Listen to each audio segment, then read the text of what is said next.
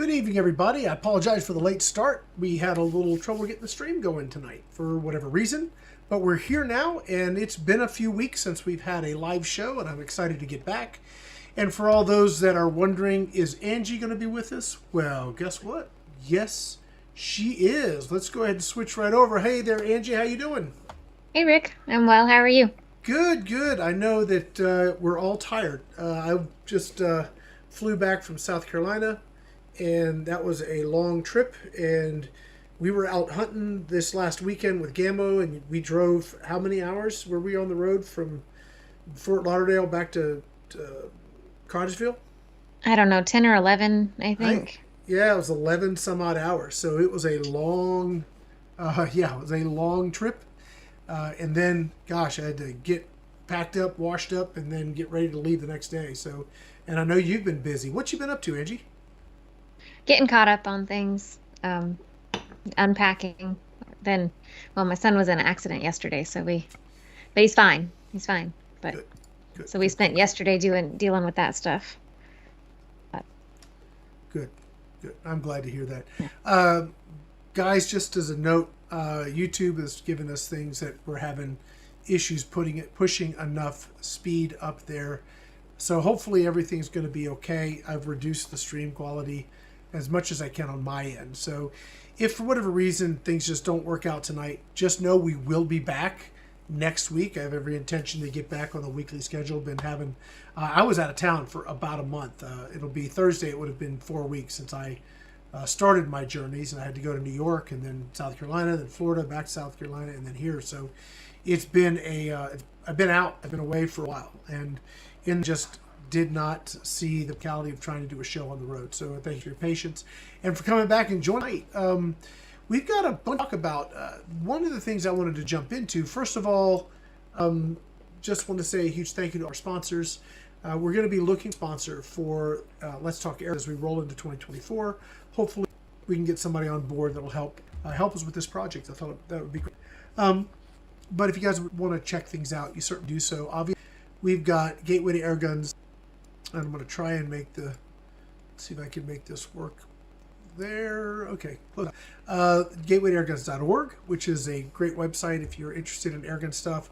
Definitely a great place to go. You can check out all of Angie's grip content she has published up there. There is a ton of it. So definitely take a look at that. And we have our various other websites. So if you guys want to watch our content without actually having to use social media, then you could do that. AirgunWeb, you can see my stuff. And then where is it there it is. If you want to see all the grip and GTA content, you can go to gatewaytoairguns.com and see it there. So that's a couple cool things. We also have, for those that want to help support us directly, we have a Patreon page, and we also have Airgun Army.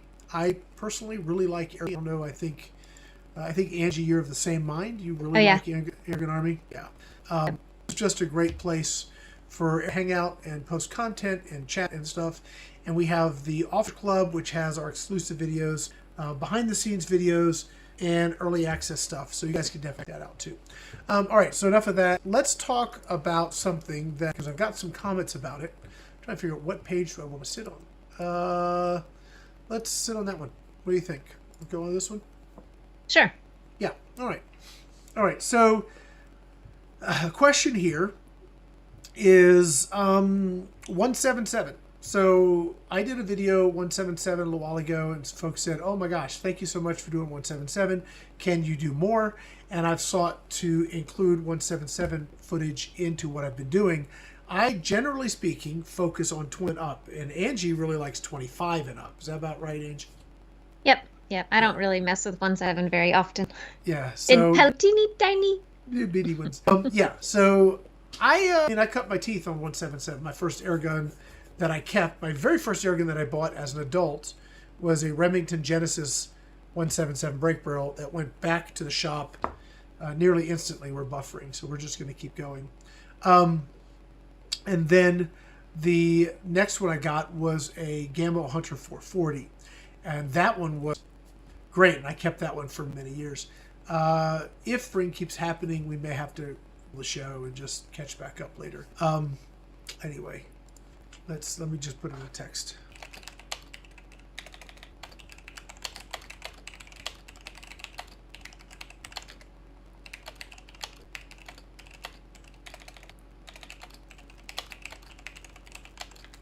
Lunch networks.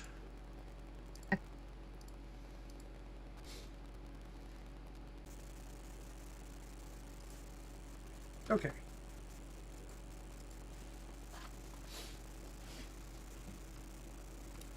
Are you back there, Angie? I don't know. I didn't know I ever left. Okay, we might be back. We might be back. Okay, guys. I just switched networks, so hopefully that will solve the problem. The wonderful joys of living in, where we live in West Texas. The middle of somewhere. The middle of somewhere just left of nowhere. So hopefully we'll be back up. I'm waiting for it to catch up on the buffering side, and then we'll be good to go. If they're saying it's back.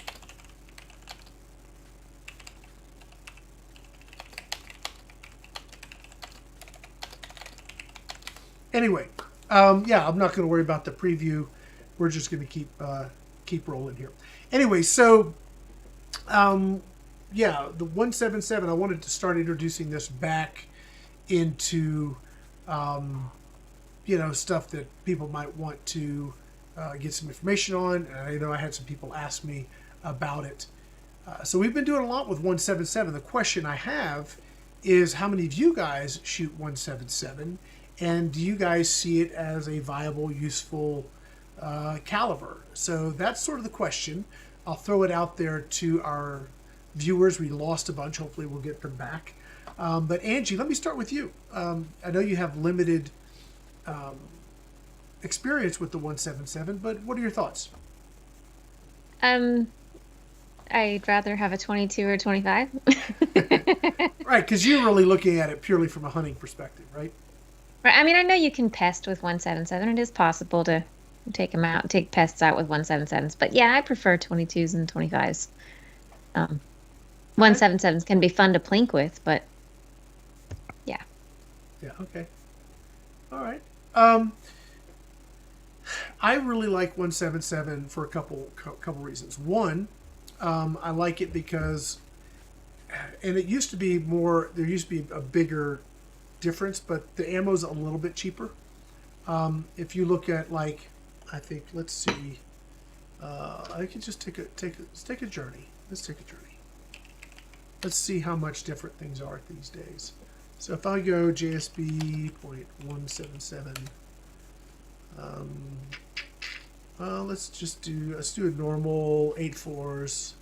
No thanks. Okay, so 500 at $20, right? That's what we're seeing there. Yep. Okay, so let's see the 22s.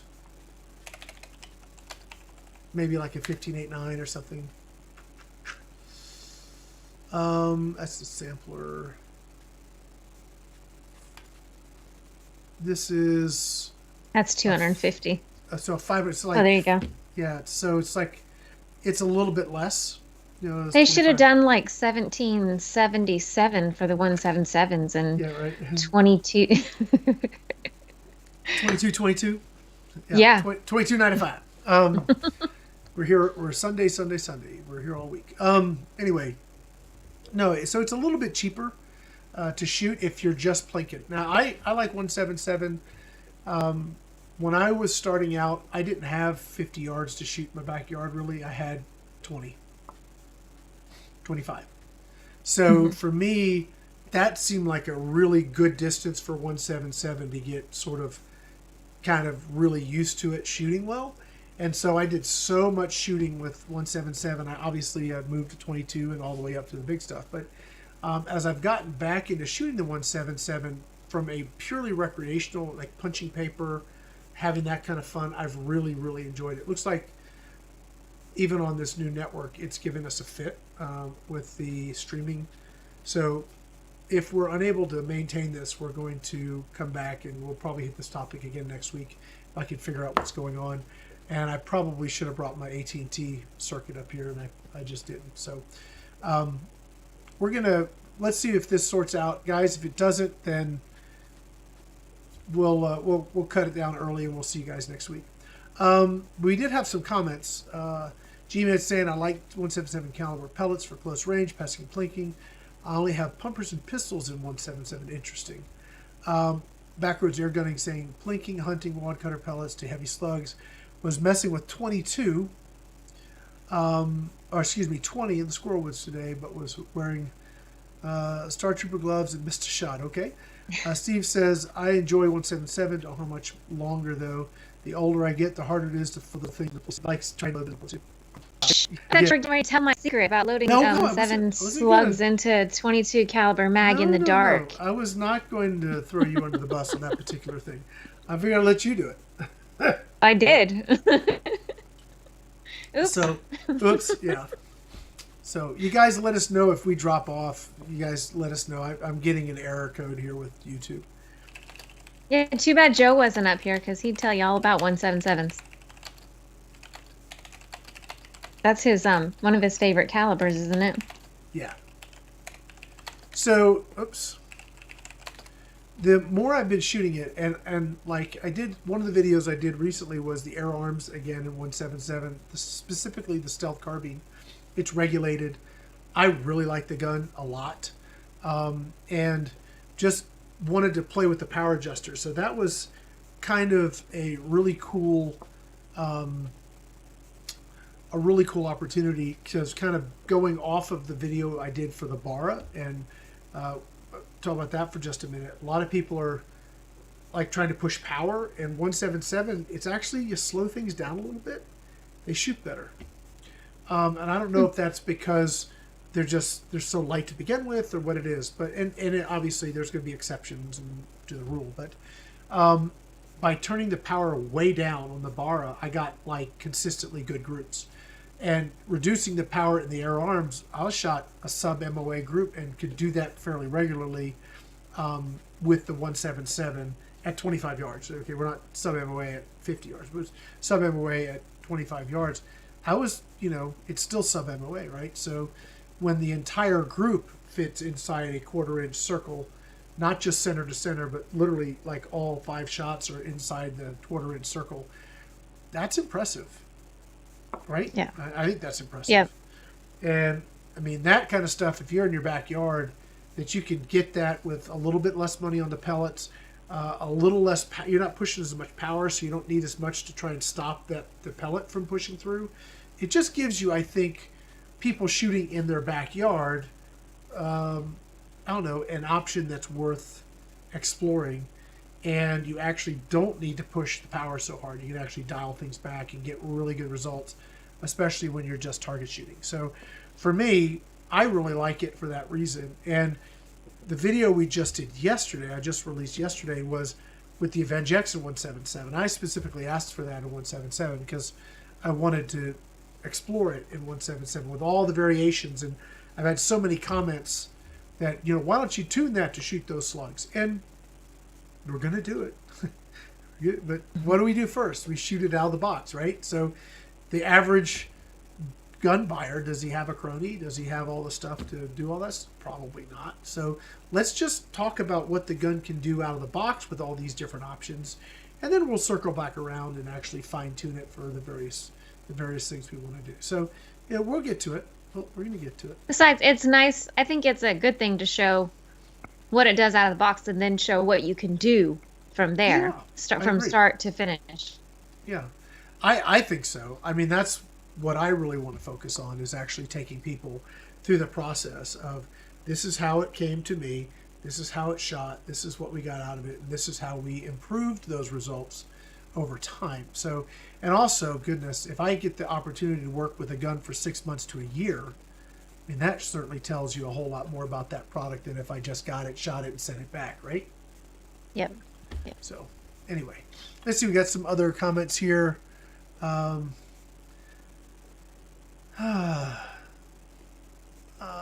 My DAR 177 shooting grain slugs is solid. It's a laser. Cool. Awesome. I don't have a DAR 177, but that would be a fun gun to shoot. Rick, you and I were talking the other day about 25 versus 22. Are the 25s more stable versus the 22? But I mean, you just mentioned a few minutes ago, when you slowed down the air pressure, you got better accuracy with the 177. So there's so many variables when it comes to weight and air pressure and all that, that really is one caliber more stable. I mean, if you're talking about with no wind, I know a 25 caliber can stand more wind variance than the 177 and 22 can, but if there's so many variables and you can adjust the air pressure to fit the pellet perfect or the slug perfectly, I mean, really, is there more stability in a certain weight pellet? Or is it just factor in with, Well, I think the biggest variable there that that I would think about would be range, hmm right? So yep, the 177 is super stable at low velocity at close range. So you have one caveat stacked onto another one, right? So uh, yep, the 177 is not stable at low velocity at 50 yards, generally right, speaking, right? It's right. stable at low velocity at close range. So I think as you start adding those things up, and you have these limitations or these, these conditions that come into play, that's where I think the caliber becomes more important. Now let's talk about the hunt we were just on, right? So, guys, we had such a ball. Thank you so much to Gammo for covering us to go out there and just have a good time. Now, my hope is that next week we'll at least have Harold up here, and I'm going to talk to the other guys to see if they want to come joining us as well. So we might have a full house, or I might do Harold next week and then try and get the other guys because they could talk about a lot more stuff. And that's Sin Ground Outdoors. Did I get that right? I hope so. But I think it's Sinnoh ground. Cineground. Yep, Yeah. yep. So they are just Anthony and his son Memphis, and they've shot just about everything you can shoot in Georgia with a gun, and now they're going to do the same thing with an air gun. So they're working through. They had Harold out a couple weeks ago, and he took a deer with Winchester 45. We actually partook of that deer in the form of delicious deer burgers that were mixed with cheddar cheese and bacon, and that is one of the best bacon cheeseburgers I've had in a long time. We had some deer tenderloin. It was a very nice time, and Harold cooked up some iguana, of which I had some. It was pretty good. I don't know if everybody else was full, so I might have been the only one that ate their iguana this time around, but I did have a nice big juicy iguana tail as part of my eating of the score of Airgun game. But anyway, yeah. But hopefully next And the week we'll have those snakehead. right on. The snakehead, I would have never thought a fish that ugly could taste so darn good. But that was good. Yeah, Lawrence caught a nice snakehead. Everybody got to try a little bit of that. That was good. We had a Don't good judge time. a fish by its face. Oh man, that was an ugly fish. It's just ugly. It looks like a cross between a catfish and an eel and a mudfish. It went through a transporter and got amalgamated into something weird, and that's what a snakehead is. It's ugly. It's ugly. So, yeah. Anyway, we got to go shoot some iguanas. That's why we were there, and we got to use a bunch of different air guns. Angie, what guns did you shoot on the trip? Now I know you shot a bunch of different ones, so tell the folks Well, what you were using. I started with the Urban, the Gamma Urban, and that one was pretty sweet because I wanted to use an ATN while I was out there and record my shots, which was pretty cool. But then I ran out of air, so I switched over to the Bone Collector, and the gun my Bone Collector, I absolutely love it, and it's my favorite Gamma air gun. But I am extremely impressed with the Hunter Extreme Ultimate 25 caliber. It's a single shot, but I am impressed with that one. Yeah. That thing wallops them. Yeah, I think I know Tony really loved it. Tony Stratus from Gammo. He big old fella. He didn't have any problem cocking that gun all day. And son of a gun, when the difference in sound from any of the 22s to when the 25 hit, oh, you could be 75 yards away and you'd know, okay, that was 25. Yep. You'd know it. I Yep. mean, it was so unbelievably distinctly different with the amount of energy that was dumping into these lizards was impressive. Yeah. You know, it wasn't. was really cool. It's not as difficult to cock as I thought it would be. Yeah. Really. I mean, to me, it's less. There's less cocking effort than the Magnum. Yeah. So that's impressive too. Let me pull those up real quick because these guys, if you guys are interested in the kind of guns we're talking about, they're exclusives on GammoUSA.com. So this gun right here is the ultimate. Yeah, there it is. This gun here is A 25 cal comes with some pellets that are pretty much great for breaking the gun, and that's about as far as that goes. Then you'll want to switch to the Hades 25. But in any case, wood stock, steel breech, steel barrel, open sights, a proper stock where you can actually use the open sights. It is a wonderfully nice air gun. I have one coming. Angie's got one that she's going to do her testing there. She's going to be able to get us real numbers at sea level. I'll get you numbers here at elevation. It'll be a nice way to kind of look at the difference between sea level and 4,700 feet. So that'll be kind of fun to see. But man, what a fun, very nice gun to shoot. And there's limited quantities. They didn't bring a ton of these over. So if you guys like old school traditional break barrels, these are the European models that aren't available in the big boxes or the other stores here. So they bring over a limited quantity and then make them available. This thing's awesome.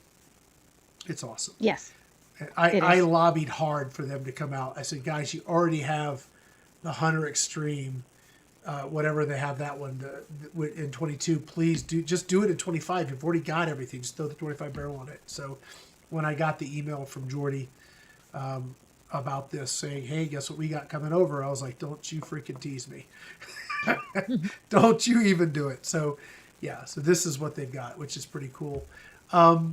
And they have a couple other models on part of the exclusive. They have the new Magnum Power. Now this is kind of interesting for those that are old school air gunners, old break barrels, who like to tune spring guns. I happen to be one of those guys because there's not a lot you can do with a gas ram gun in the way of cross hatching and really reducing harmonics and all that, because there are no harmonics to speak of with a gas ram. But it's amazing what you can do with a good springer. You tune the spring, you process the ends so they don't bind, you get it lubed properly, you work with the piston, you work with the cylinder, you do all kinds of things to really just make the gun shoot as good as it can. You replace the seal with a quality seal, all that kind of stuff. And now you've got something that is a cream puff of an air gun. I enjoy that personally. I enjoy that a lot. But everything being a gas ram these days, it's limited what you can do. But this is a straight springer. So 25 cal. It's not as powerful as the Hunter Ultimate, but it's still 25 plus, I imagine, 25 caliber. So I'm looking forward to playing with this. So I got one of these coming. I know you took one home with you, Angie. So yeah. Again, open sights, although it's got the stupid stock on it that doesn't let you use the open sights, but there may be a solution forthcoming for that. I hope and pray.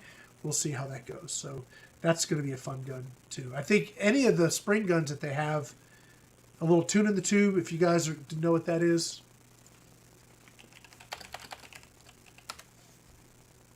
This little thing right here. This, if you have a spring gun and you want to lube the spring, it takes some of the, dampen the vibration, really what it does, and just smooth out the whole thing. This tune in the tube is the ticket. It's a little applicator. You take it out of stock, get down in the coils with it, and then put it back together, shoot it a few times, and you are good to go. It makes a huge difference. I know, Angie, you've used it a little bit. I don't know if you really noticed much of a difference. Maybe I'm super sensitive. You might have. I don't remember. I did it on the GR. Yeah. The Gamma Magnum GR. Yeah. And a little bit. I mean, I don't know. I don't really remember. Yeah. I don't remember going, ooh, ah. Yeah, so much better. Yeah, I get it. Yeah. No, for us old schoolers that had to deal with all that buzz, vibration, and rattling around, it's like, wow, what a big difference. But it may be something that I guess us old guys might have more of a connection with. The other There's a gun couple questions. Okay, what do we got for questions? Go ahead. Steve says, I've got 3 rifles in 25 cal. Is it worth investing in a 30, or can you do just as much with a 25? Yeah, 25 is pretty good. It's a good all-around round. It just depends on, I guess, on what you're doing. Yeah, if you're gonna go for, I mean, I honestly wouldn't take like a Coyote with a 25. I would want something a little bit bigger. If you're target shooting out to 100 yards and you have an adequate 25, I don't think a 30 is going to give you any advantage. If you're looking to hunt and you're transitioning from medium game like raccoons and stuff to coyote, then that 30 cal is going to be a big difference, be a good upgrade. but it all depends on what you're doing. Let us know what you're doing, and we can help you out. Yeah, and shot placement is key, but good shot placement doesn't always make up for energy. That Yeah. and or we can do the best we can to hit the shot, but if the animal moves between there and here, that margin of error that the additional, and let me just put into perspective the energy difference, right? So typical 25 maybe 45 to 55 foot-pounds. Now guys, I know you can go a lot more. I'm just talking typical out of the box, untuned, here's what the gun does. 55 would be on the upper side of what most out of the box 25s do. The G2 Gauntlet does over 100 with 30. So you're doubling your energy. Yeah. Okay, so you just think about that for a minute. I'm getting twice the energy on target than I do with a 25. So, and I have a 30 cal now I'm shooting for Western Big Bore Rattler and Airguns of Arizona. I'm getting 170 foot-pounds out of that gun with 80 grain slugs. So Wow. I'm not going to get that with a 25. So depends on what you're doing. If you're target shooting, boy, you get a good 25, it's hard to beat. Really hard to beat. You have so many. You have There's lots another of good one. options too. Go ahead. Jennifer Sugg says she has the Air Force Talon SS in 22 caliber and does it only shoot well? I would say, have you tuned it? Because it has the ability to be tuned for each different type of ammo. So you might, that's the thing with those kind of guns is there's a lot of testing to be done before you find exactly what shoots well in them. Yeah, Jennifer, I've actually got a Talon. I've got a Talon SS that I've been wanting to get back out and do some work with because it is exactly what you're saying, Angie. It's like the Western Big Bore I have. I can go from 60 foot-pounds to 170 foot-pounds. How do you know what's going to shoot what well? You got to get on the bench and just run a lot of pellets or slugs through it. I have a bunch of 22 cal slugs now and we're talking off-the-shelf stuff as well as kind of premium shipped-in stuff. So I would be very curious to see what I could get out of my Talon, but I'm probably thinking I'm going to have to go up with the power, and depending on the length of the barrel, you can only go so far because the barrel being relatively short in a Talon, especially if you have the SS, you can crank the power all the way up, but it doesn't have enough time in the barrel for that power to actually do any good. So you're just wasting air. So you need a crony to kind of back it all the way down and then bring it up slowly. And then all right, at this power level, like I think mine, after 3 or 4, I don't get anything more. That rhymed. Look at that. Unintentionally, I don't change that. So out of everything else, I bet you that running a Lothar Walther choked barrel is not ideal for slugs. So you have to think about them. Those are my things about it. You can try and And I there. And yes, absolutely. Yeah. Yeah. A good sponsor on the GTA. Thank you. Yeah. Yeah. Will the Gammo Hunter shoot slugs? No. I tried before. I mean, I didn't try in the one Angie has because I don't have that one here, but I've tried in some of the others. These are break barrels. The slugs have such a wide engagement into the rifling. They don't do well. You probably have more of a chance to actually blow the seal and damage the gun than you will actually getting any decent results out of it. Because the slugs are just a full wall that engages the rifling. If you look at a pellet, you only have like maybe a couple hundredths, if that, of engagement into the rifling. It's the head and the skirt, right? Mm-hmm. Whereas a slug, you have the entire waist, that whole tube is chunking down that rifling. That looked pretty cool on the camera. Chunking down that rifling, and it takes a lot of energy to push it.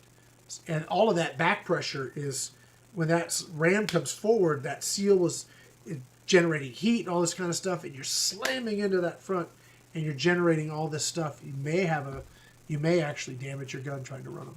I would not. So, break barrels are great for pellets. Stick to pellets. PCPs can be very good for slugs. So there you go. Now I did have somebody ask me about 177 slugs, and I don't know, I'd like to try it like a Magnum Springer with 177 slugs, but we'll see. I don't have one really to test yet. So G-Man says he'd love to have the Magnum Power 25, but he wishes it came in a nice wood stock. I agree. That would look nice. I agree too. Yep. I'm on board with that. Yeah. And Timmy says, how many guns can you do with a tune? The tune in the tube? How many guns can you do with one tube? Oh, gosh. A lot. 10, 15 guns. I mean, it all depends on how... Long story on that particular product. It's something I came up with. Pyramid Air approached me, said, hey, we'd like to buy that little business from you. I said, sure, here you go. I sold it to them. They have it. I used to fill the tube up where you could do 10 or so guns. If they're doing it the same way I did it, you shouldn't have any problem. And there should be a lot of the material or the specific proprietary grease in there for you to be able to do it. Several guns. So Nebraska Outdoors says, would love to see more on the JTS Max as I'm looking to buy it for my first PCP. I would say go for it. I mean, we don't have many videos out because I just got mine, but yeah, it's a sweet gun. Yeah, it's not a powerhouse like you're talking about with the Western Rattler. It's not anything like that, but it's super accurate, quiet. Just it's a really great shooter. Yeah. Yep. Yeah, I agree. The Max is a sweetheart of a gun. A lot of people are asking me, which is better, the Marauder or the Max? I'm like, I don't really think there's much of that's a pretty easy decision. Let's see, regulated, adjustable. It's like super nice wood stock. Yeah. Yeah. Yeah, I would go with the JTS too. Yeah, me too. And the fact that you can get it in 30 now is pretty sweet. So. Mm-hmm. I think they're going to come out with a 177, which I'm stoked to get my hands on. Cool. Yeah, why not? So beautiful gun for $500 or whatever it costs. You know, heck, that ain't bad. That's pretty cool. So. Yep. Anyway, any other questions? Pat Venus said, "You see the new $1,500 TX200 Springers?" Nope, I have not. Ooh, have you? I have. Yes. Whew. Let's see. Like a laminate. There they are. Oh. Let's go back to the laminate stock because that's like, oh, baby. There you go. Oh, that's pretty. Oh, yeah. That is very pretty. That is like a whole nother level of Springer, buddy. Mm-hmm. Mm-hmm. Yep. I have a call with them coming up soon, Air Arms. I'm hoping that we're going to be able to continue 2024 with them. And there's a few of their new guns I would like to get in for some testing. I think it'd be really fun. So we'll see how that goes. So cool. G-Man's asking, do you think... he's asking you. So I'll just ask you the question since he's not asking me, Angie. He's saying, Airgun Angie, do you think the 30 cal JTS Max can take down a Coyote? What do you think? Yeah, with the perfect shot placement. So yeah, it's possible. Well, how much, what was it getting? What, 70, 80 foot-pounds? 60 to 60? 70. 60 to 70, yeah. Yeah. And it's got accuracy. So I think, if you're looking at behind the earshot, if you can get, I wouldn't say, well, remember it's 60 to 70 at the muzzle, right? Yeah. Let's say, I think it's 70. So 70 at the muzzle. So at 50 with a pellet, you're going to have dropped a good bit of energy just due to drag. Mm-hmm. Ballistic coefficient is going to cause you to drop. So I would say probably, and then I want to shoot slugs in that because, I don't know, maybe the JSP slugs will run in the thing, or maybe the FX slugs. FX slugs are very light, so they're going to, I mean, they're still going to have the drag and the rifling, but maybe they'll run at a similar velocity because they're so light. I don't know. I want to see if we get a slug to run out of that. That's going to be sort of my Does JTS have slugs out yet? They're supposed to be coming out with some. I don't know. I've been trying to get hold of David. Check your phone, man. I've been texting and stuff. Beginning to get a little paranoid. You don't like me or something. So. He might be on vacation now. We're going to NRA show or something like that. I don't know. So. Timmy's asking, what FPE do you think you need for raccoons and coyotes to say? Well, two different, very, very different game. I generally say 25 foot-pounds to 30 foot-pounds for for raccoons at the good starting place there. I have limited experience with coyote. What I have taken a coyote with was the TC35, the short one, which was about 120 foot-pounds, and it dropped her. So it went for a vital shot, a little bit expired, light out. It was pretty cool. So that's my experience. It looked like it worked pretty darn good, I think, with the right shot, especially like behind the ear. You know, that kind of shot would work really well, potentially, on a coyote, but boy, they're twitchy. Angie knows. They don't hold still. Yep. I missed him a few times.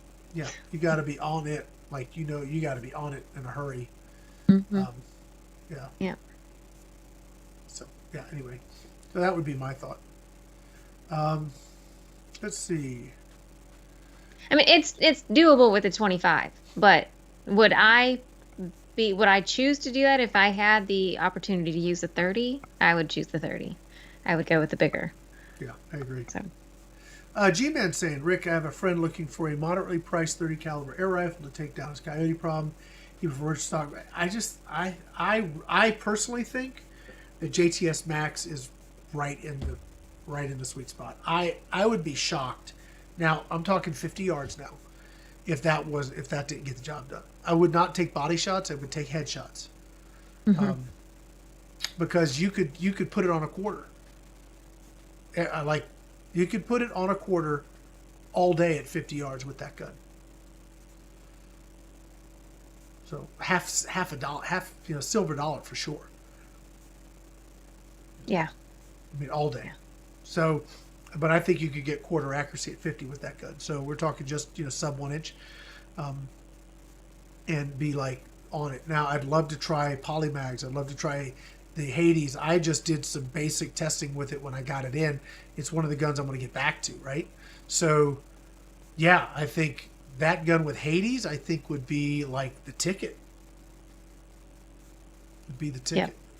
So, it looks like our feed just went to no data, but I got a green light, so I don't know what that means. Jennifer Suggs says, so the sound messed up. Did you just say the Talon has a choked barrel so it won't shoot slugs well? And she's shooting 38 grain Mr. Hollow points. Yeah, I would want to know, do you have a chronograph? Have you tested your gun? Because if you don't have a chronograph, you need to just stop everything. Because you don't know what you're doing. You got to get a chronograph. You got to know what your gun's doing. Or you're just wasting ammo. Yes, I believe if you have the Lothar Walther barrel, I believe it's choked, which means slugs will be a little bit trickier to find one that works. So I would say get a chronograph if you don't have one, and then just methodically start going through what you got. I've got a Talon. This is a project that I am actually going to look to get due. So, yeah. And she could contact Air Force and get. Sure. Yeah, absolutely. Just contact them. I'm sure they'd be willing to help you out. I'm sure they would too. Let's see.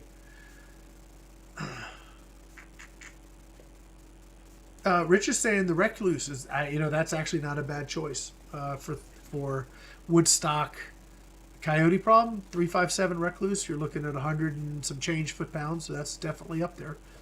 Yeah, that would be good too. I know that Steve Kreiner, I think when he was doing the stuff for American Airgunner, he took a coyote with his Recluse, so that's definitely a good option. So. And Rick Baker says since I saw you shooting the Seneca Eagle Claw, I thought it looked great and was thinking about getting one myself in 22. Yes, and the beautiful thing about that gun is you can really crank the power. So you can get 80 plus. Was it 8? Was I getting close to 80 and 22? I might have been. So I have to go back and look at the thing. I know you can get over 80 and 25. Mm. So, yeah, now you're talking. Good. I mean, that's pretty impressive. So yeah. So I got to remember to just get my AT&T thing down here because that works all the time. So I will do better. So I scroll. We got on here. Airguns. Dallas. Okay. So let's see. Pat's saying V30 has a sweet niche for EBR. Yep. Yep. I agree. Let's see, anything else going on here? Bulldog 357 is actually a pretty good gun, especially since they have the new Magnum version, which is even more power. So that one's impressive. Backwards, he's got his Thor and his Recluse. That sounds like a very cool option.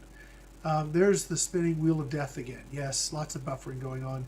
I think what we're going to do, guys, given the reality of the situation, is we're going to go ahead and call it. We'll kind of come back to this next week, Angie. What do you think? Yep, sounds good. Yeah. So we're going to go ahead and call it, guys.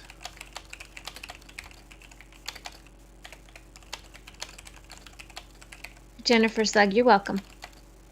Thank you guys for joining us.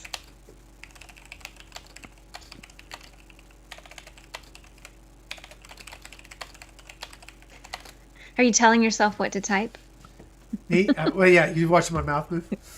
Yep, yep. I do that. Rick's bossing himself around. Yeah, I am. So, yeah. Yeah. So we'll see you guys next week. We'll get back to this. And Cliff's saying, I hope the AV Avenger comes out with a 30 cal barrel for the Avenge X. That would be nice. That'd be good.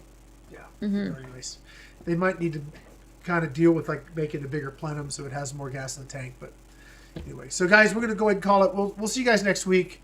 Yeah, just really quickly, we didn't get to many viewer comments and stuff, but going back to some of those Gammo guns, if you guys want to check them out, GammoUSA.com under the exclusive section. Check that out because they have got some stuff that's European product that they bring over in small quantities. And if that goes well, they will do more. The other gun I was going to mention briefly, because this was the one I was most excited about.